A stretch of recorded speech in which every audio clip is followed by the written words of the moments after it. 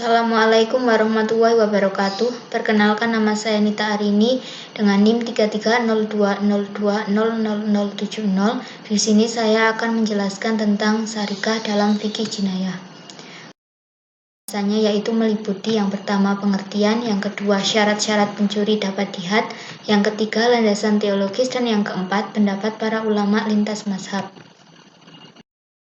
Mengenai pengertian, syarikah adalah bentuk masdar dari kata saroka, yasriku, sarokan, dan secara etimologis berarti mengambil harta milik seseorang secara sembunyi-sembunyi. Menurut bahasa, mencuri berarti mengambil sesuatu yang bersifat harta atau lainnya secara sembunyi-sembunyi dan dengan suatu taktik. Sedangkan menurut istilah atau syarak, mencuri adalah seseorang yang sadar dan sudah dewasa mengambil harta orang lain dalam jumlah tertentu secara sembunyi-sembunyi dari tempat penyimpanannya dengan cara yang tidak dibenarkan oleh hukum dan tidak karena syubhat. Beberapa ulama mendefinisikan syarikah ialah mengambil barang atau harta orang lain secara sembunyi-sembunyi dari suatu tempat yang semestinya digunakan untuk menyimpan. Yaitu syarat-syarat pencuri dapat dihad. Yang pertama, orang yang mencuri dengan syarat sudah balik, sadar, dan berakal. Karena Rasulullah SAW menyatakan pembebanan hukum diangkat dalam 3 hal, yaitu anak kecil sampai ia mimpi, orang gila sampai ia sembuh, dan orang yang tidur sampai ia terbangun. Hadis riwayat Al-Bukhari dan Imam Ahmad bin Hambal. Di samping itu, orang yang mencuri mengetahui akan haramnya mencuri atau melawan hukum, terikat oleh hukum dengan artian tidak gila atau mabuk, tidak dalam keadaan darurat, kelaparan, dan sebagainya. Yang kedua, barang yang dicuri mencapai nisab. Menurut jumhur ulama yaitu 1/4 dinar atau lebih. Hal ini sesuai dengan hadis Nabi yang diriwayatkan dari Aisyah, yang artinya dari Aisyah radhiyallahu anhu dari Rasulullah SAW bersabda, tangan seorang pencuri dipotong dalam mencuri 1/4 dinar. Hadis riwayat Bukhari.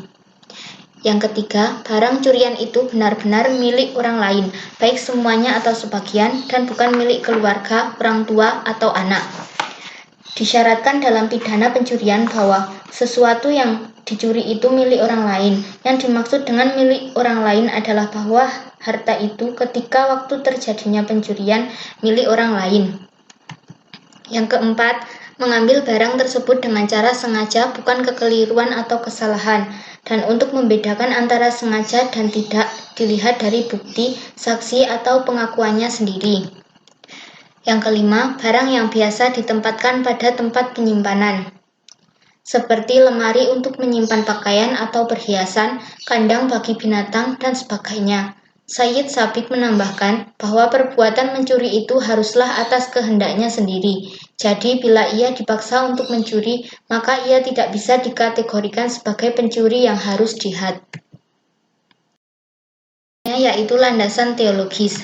Yang menjadi landasan teologis mencuri atau syarikah yaitu ada dalam Al-Quran surat Al-Maidah ayat 38.